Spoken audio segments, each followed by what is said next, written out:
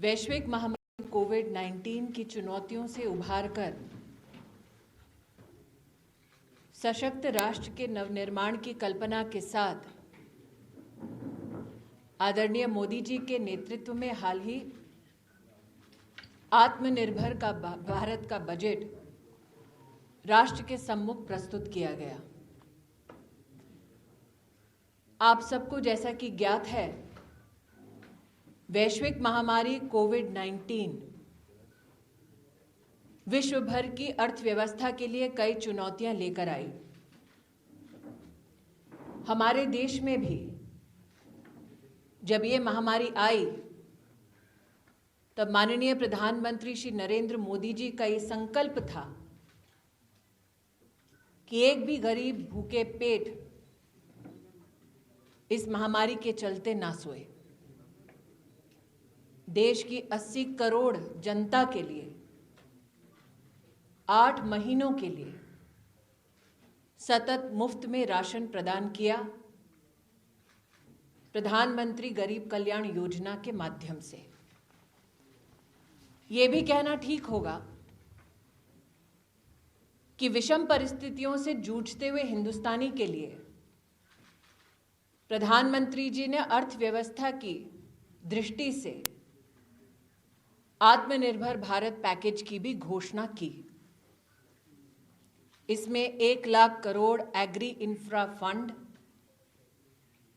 महिलाएं जो समूह में काम करती हैं उनके लिए क्रेडिट की राशि को 10 लाख से 20 लाख तक का बढ़ाना, एमएसएमई को हमारे देश में 3 लाख करोड़ से ज़्यादा का समर्थन, बैंक की व्यवस्थाओं से इसको प्रतिस्थापित करना, आत्मनिर्भर भारत पैकेज में सतत जनता की, उद्योग की, किसान की, महिला की और नौजवानों की मदद नरेंद्र मोदी सरकार ने की। हाल ही में जो बजट प्रस्तुत हुआ, सर्वस्पर्शी वो बजट राष्ट्र के नवनिर्माण में एक अहम भूमिका निभाने वाला है। हमारे देश की स्वास्थ्य व्यवस्था को और भी सशक्त करते हुए 2,23,000 करोड़ का आवंटन बजट में किया गया। जैसा कि आप सबको ज्ञात है, देश में कई कस्बों में, कई जिलों में लैब की व्यवस्था की दरकार थी। देश में कई ब्लॉकों में क्रिटिकेयर हॉस्पिटल की दरकार थी। चुनौतियों के समय में देश जो नरेंद्र मोदी जी के नेतृत्व तले एकजुट होकर खड़ा रहा, उसी राष्ट्र के बेहतर स्वास्थ्य के लिए आत्मनिर्भर स्वस्थ भारत योजना का उल्लेख और घोषणा इस बजट में की गई। हमारे राष्ट्र में सड़क निर्माण के माध्यम से अर्थव्यवस्था के निर्माण में नरेंद्र मोदी जी की सरकार ने विशेष कैपिटल एक्सपेंडिचर की दृष्टि से मात्र सड़क निर्माण में 1 लाख करोड़ के कैपिटल एक्सपेंडिचर का आवंटन देखा। जल जीवन मिशन अपने आप में स्वतंत्र भारत में हर गरीब परिवार तक स्वच्छ पीने का पानी पहुंचाने का मिशन है। इस मिशन के अंतर्गत विशेष ग्रामीण अंचल में अब तक 2,30,00,000 से ज़्यादा परिवारों तक इस मिशन के माध्यम से स्वच्छ जल पहुंचाने का कार्य मोदी सरकार ने किया। हाल के इस बजट में आवंटन शहरी इलाकों में भी जल जीवन मिशन को प्रतिस्थापित करने का हम सबने देखा। हमारे देश में विशेषतः वो गरीब परिवार जिसमें बहनें रसोई में हर दिन धुएं से संघर्ष करती, उन परिवारों में से 8 करोड़ परिवार ऐसे हैं जिन लोगों ने उज्ज्वला योजना के माध्यम से मोदी सरकार में स्वच्छ ईंधन प्राप्त किया। हाल का आत्मनिर्भर भारत बजट, एक महिला होने के नाते मैं आनंदित हूं कि उस बजट में उज्ज्वला योजना के अंतर्गत 1 करोड़ नए परिवारों को जोड़ने की एक नई कल्पना को हम सब ने देश की संसद में प्रस्तुत होते देखा। कृषि कल्याण की दृष्टि से माइक्रो इरिगेशन फंड को वित्त मंत्री जी ने दुगना किया। मोदी सरकार में किसान और डिजिटल इंडिया का स्वप्न साकार तब हुआ जब लगभग 1,70,00,000 किसान ई-नाम की डिजिटल मार्केटिंग व्यवस्था से जुड़े। इन 1 करोड़ लगभग 70 लाख किसानों ने एक वित्तीय वर्ष में 1 लाख करोड़ से ज्यादा का ट्रेड अपनी उपज का ई-नाम प्लेटफॉर्म पर किया। हाल ही के आत्मनिर्भर भारत बजट में ई-नाम की व्यवस्था को अब और भी विस्तार किया जाएगा। देश की 1000 और मंडियां ई-नाम से जोड़ी जाएंगी। हमारे ग्रामीण अंचल में विशेषतः जहां पर ट्राइबल परिवार हैं, उनको इस बजट में विशेष प्रावधान दिया गया। शिक्षा की दृष्टि से एकलव्य मॉडल स्कूल हर ट्राइबल जिले में स्थापित हों, इसकी व्यवस्था बजट में की गई। देश का सैन्य बल जो हमारे राष्ट्र का गौरव है, उनकी शान में देश में 100 सैनिक स्कूल की स्थापना की भी घोषणा हुई। देश भर में 4 करोड़ दलित छात्र हैं जिनकी स्कॉलरशिप की घोषणा इस बजट में आपने विशेष रूप से देखी। कोविड-19 के वैक्सीन के संदर्भ में बजट में वित्त मंत्री जी ने 35,000 करोड़ रुपया आवंटित किया, इस विश्वास के साथ कि अगर और भी दरकार होगी वैक्सीनेशन में तो उसके लिए वित्त मंत्रालय व्यवस्था को पूर्ण करेगा।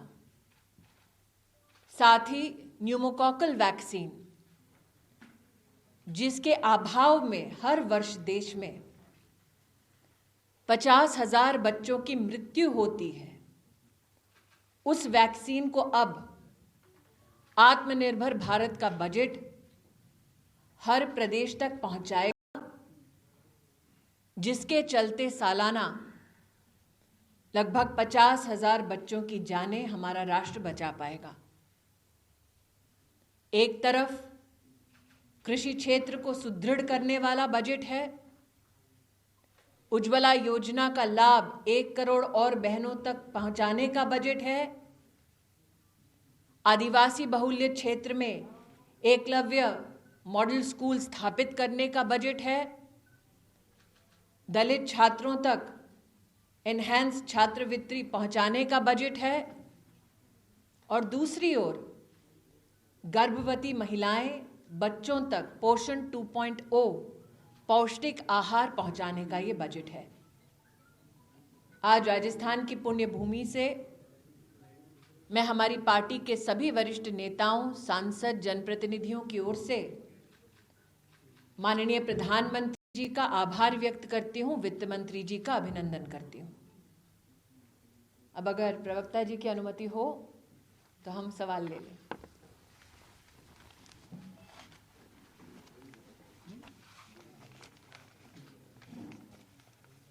धन्यवाद स्मृति जी, आपने बहुत ही विस्तार पूर्वक जो बजट की जो बातें थी वो रखी है। जो भी पत्रकार साहिबान मैडम से सवाल करना चाहते हैं वो अपना नाम और किस मीडिया से है एक बार वो बता के फिर अपना सवाल करें। मैडम पीयूष शर्मा जी। मेरा सवाल है, क्योंकि आपने बजट खूबियां गिनाई, तमाम मंत्री तमाम बीजेपी के नेता खूबियां गिना रहे थे, लेकिन एक बड़ा सवाल है, गैस के सिलेंडर लगातार महंगे हो रहे हैं। राजस्थान की बात की जाए तो पेट्रोल डीजल के दाम आसमान पर पहुंच चुके, संपूर्ण देश में सबसे ज्यादा महंगे दाम यदि राजस्थान में ही है। वेट 2% की कमी तो करी, लेकिन अब गहलोत सरकार केंद्र सरकार के लिए कहती है कि कुछ टैक्स वो भी कम करे, क्या कहना है? मैं इतना ही कहना चाहूँगी कि जिस प्रकार से खाद्य व्यवस्था को गरीब की दृष्टि से सुदृढ़ किया गया है, उससे गहलोत सरकार भी अपने आप को जुटला नहीं पाएगी। भारत सरकार एक तरफ पेट्रोल के दामों पर नियंत्रण पाने का पूर्ण प्रयास कर रही है, उसी दूसरी ओर गहलोत सरकार के पास भी इतना आवंटन है कि अगर वो चाहें तो कर कम करके राजस्थान की जनता का बोझ कम कर सकते हैं। अब ये गहलोत जी पर निर्भर है कि वो अपने प्रदेश की जनता का कितना सहारा बनना चाहते हैं अथवा कितना बोझ बढ़ाना चाहते हैं। गैस सिलेंडर का सवाल है क्या? जी, ये दोनों ही एनर्जी, चाहे वो पेट्रोल और डीजल के दाम हो अथवा एलपीजी के दाम हो। मैंने दोबारा कहा, हमारे देश में प्रधानमंत्री जी को पहली बार जब आप सबने सेवा का मौका दिया था, तब प्रधानमंत्री जी ने स्वयं राष्ट्र के उन नागरिकों से आह्वान किया था जो सब्सिडी प्राप्त कर रहे थे किंतु जो सब्सिडी छोड़ने में सक्षम थे। ऐसे 1 करोड़ से ज़्यादा नागरिकों ने अपनी सब्सिडी छोड़ी। तत्पश्चात ही 8 करोड़ गरीब महिलाओं के घर में पहली बार गैस का सिलेंडर मुफ्त में पहुंचा। ये भी कहना चाहूँगी कि कोविड महामारी के वक्त भी हमारी बहनों को 14 करोड़ कनेक्शंस मुफ्त में हमने इसलिए दिए ताकि महामारी के वक्त गरीब परिवार इस विषम परिस्थिति में जूझने के लिए और सशक्त हो पाएं। ये सभी इसलिए संभव हो पा रहा है क्योंकि चाहे देश भर के साथ साथ विश्व का जो अर्थव्यवस्था का हमारा आज का एक मंजर हमने देखा है कोविड-19 के बाद, इन विषम परिस्थितियों में भी राष्ट्र ने देश की गरीब की चिंताओं को समझते हुए मोदी जी का समर्थन किया है। जी, मेरा भी इसी से जुड़ा हुआ सवाल है कि आपने कहा कि उज्ज्वला योजना के तहत हमने सिलेंडर दिए, परंतु सब्सिडी खत्म कर दी। इस वजह से जिन्होंने एक बार कनेक्शन तो ले लिया पर वापस कई सिलेंडर भरवाए नहीं, वापस महिलाओं ने वापस वही ईंधन से खाना बनाया जा रहा है गाँव में। ये अभी पिछले दिनों जो आंकड़े आए उनमें ये साबित हो रहा है। सबसे बड़ी चुनौती होती है ईंधन का प्राप्त होना, कनेक्शन का प्राप्त होना, और उसी चुनौती को पार करने का प्रयास नरेंद्र मोदी सरकार ने किया। मैं आभारी हूँ कि आपने इस बात को स्वीकार किया है कि 8 करोड़ कनेक्शन देश भर में प्राप्त हुए। मैं आभारी हूँ कि आपने इस बात को कहीं ना कहीं प्रतिस्थापित भी किया कि 14 करोड़ गरीब परिवारों तक कनेक्शंस भी पहुँचे। इसमें ये भी जोड़ना चाहूँगी कि देश भर में लगभग 22 करोड़ गरीब महिलाएं ऐसी जिनके जनधन के खाते में भारत सरकार ने 30,000 करोड़ रुपया सीधा पहुँचाया ताकि वो कोविड महामारी से जूझ सकें। ये इसलिए किया गया ताकि एक तरफ राशन मुफ्त में 8 महीने दिया गया, दूसरी ओर महिलाओं के खाते में इस पैसे को इसलिए दिया गया ताकि अगर वो अतिरिक्त खर्चा करना चाहें तो भारत सरकार ने इस राशि को उनके बैंक के खाते तक पहुंचाया है। जी, आपके डिपार्टमेंट से रिलेटेड एक क्वेश्चन है कि जी, सांगनेर में बड़ा कपड़ा उद्योग है जी, और आज वातावरण जिस तरह से प्रदूषित हो रहा है, आप देख रहे हैं कि कोविड-19 में आया और अभी उत्तराखंड में 200 से 250 लोग मरे हैं। एक बड़ी त्रासदी हुई उत्तराखंड के अंदर, जोशीमठ के अंदर। जिस तरह से एनवायरनमेंट चेंज हो रहा है, मेरा सवाल ये है आपसे कि सांगनेर के अंदर जो गंदा पानी है वो कहीं ना कहीं फसलों में जाता है, जिसके कारण कहीं ना कहीं कैंसर की तमाम तरह की बीमारी होगी। उसके लिए आप ट्रीटमेंट प्लांट लगाने वाले थे, वो कब तक हो पाएगा? मैं इतना ही कहना चाहूँगी कि सांगानेर की दृष्टि से आपने जो विशेष वो कार्य हमसे प्रश्न किया है, जो हमने कागज़ देखे और जो राजस्थान सरकार से भी हमको प्राप्त हुए हैं, उसमें शायद ही उनकी एसोसिएशन जिसने इस प्रस्ताव को प्रस्तुत किया था उसमें कोई त्रुटियां थी, और हमने ये राजस्थान सरकार के पास और उस एसोसिएशन के पास भी हमारी जो इसको स्टडी करने के बाद हमारा जो रिएक्शन है वो उन तक पहुँचाया है। और जहाँ तक आप बात कर रहे हैं एनवायरनमेंट की, तो मैं कहना चाहूँगी कि आपने देखा होगा हाल फिलहाल में प्रधानमंत्री जी ने रिन्यूएबल एनर्जी का सबसे बड़ा पार्क राष्ट्र को समर्पित किया गुजरात में, और वो भी रेगिस्तानी इलाके में। इस बजट में 2000 करोड़ से ज़्यादा का प्रावधान किया गया है क्लीन एयर के लिए, ताकि प्रदूषित हवा से बचने का हमारे राष्ट्र की सरकार, जो प्रदेश सरकारें हैं, वो उसका कोई ना कोई साधन और कोई ना कोई सुविधा प्रदान कर सके देश की जनता को। राहुल गांधी जी आ रहे हैं 12 और 13 तारीख को, किसानों की रैली करने वाले राजस्थान के प्रोबेबली, तो आपका क्या कहना है, किसानों को कांग्रेस गुस्सा देगी? 10 दिन गिनवा कर गए थे राहुल जी कि 10 दिन में वो कर्जा माफ करेंगे। वो 10 दिन कब पूरे होंगे, राजस्थान के किसान उसका इंतज़ार कर रहे हैं। दूसरा, कल ही आपने तोमर जी के भाषण को अगर सुना तो विशेषतः जहाँ पर कांग्रेस की पंजाब की सरकार है, उन्होंने अपने कॉन्ट्रैक्ट फार्मिंग के कानून में किसान के लिए 5 साल की सज़ा की वहाँ पर घोषणा की है उस कानून में। तो मैं राहुल जी से पूछना चाहूँगी भाजपा के एक कार्यकर्ता के नाते कि उनकी पंजाब की सरकार ने किसान को दंडित करने के लिए 5 साल का जब प्रावधान किया तो राहुल गांधी ने उसका विरोध क्यों नहीं किया? क्यों वो पीठ थपथपाने के लिए कुर्सी ट्रैक्टर पर चढ़ाकर पंजाब के मुख्यमंत्री के साथ सवार थे पंजाब में?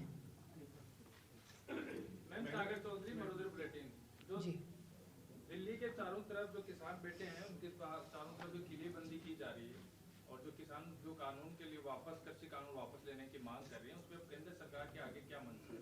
मैं इतना ही कहना चाहूँगी, बार बार कृषि मंत्री जी ने कहा है जो भी कानून में गलती बताकर चर्चा करना चाहें हम चर्चा के लिए तैयार हैं। 11 राउंड की चर्चाएं हो चुकी हैं। साथ ही बार बार भारत सरकार ने आह्वान किया है कि हम सब मिलकर अगर चाहते हैं कि किसान की उन्नति हो तो इस बात को भी स्वीकार करें कि मोदी सरकार ने किसान सम्मान निधि के अंतर्गत देश के 10 करोड़ किसानों के बैंक के खाते में 1 लाख करोड़ से ज़्यादा पैसा सीधा उनके बैंक के खाते में मुहैया कराया। राजस्थान के किसान का ही अगर मैं एक उदाहरण ले लूं तो कपास की एमएसपी के ऑपरेशन में राजस्थान में अगर आप देखें तो एक वित्तीय वर्ष में 2020-21 में 9 लाख बेल, जिसके अंतर्गत 1.5 लाख किसानों को फ़ायदा हुआ है एमएसपी के ऑपरेशन से। और अगर आप इसी की तुलना उस वक्त से करें जब केंद्र में कांग्रेस की सरकार थी तो 2013-14 में कपास की खरीद में कांग्रेस ने एमएसपी में मात्र 90 करोड़ खर्चा किया था पूरे देश में। मोदी सरकार ने उसी कपास की खरीद में जनवरी तक 25,000 करोड़ रुपया खर्चा किया है। तो किसान के प्रति किसकी सद्भावना है, आपको ये आंकड़े स्वयं बताएंगे। नमस्कार, मैं हूं मानक गुप्ता। अगर आपको हमारा ये वीडियो पसंद आया हो तो इसे लाइक और शेयर जरूर करें और हाँ, हमें सब्सक्राइब और फॉलो करना ना भूलें ताकि आप देश और दुनिया की कोई खबर मिस ना करें। तो जुड़े रहिए हमारे साथ और देखते रहिए न्यूज़ 24।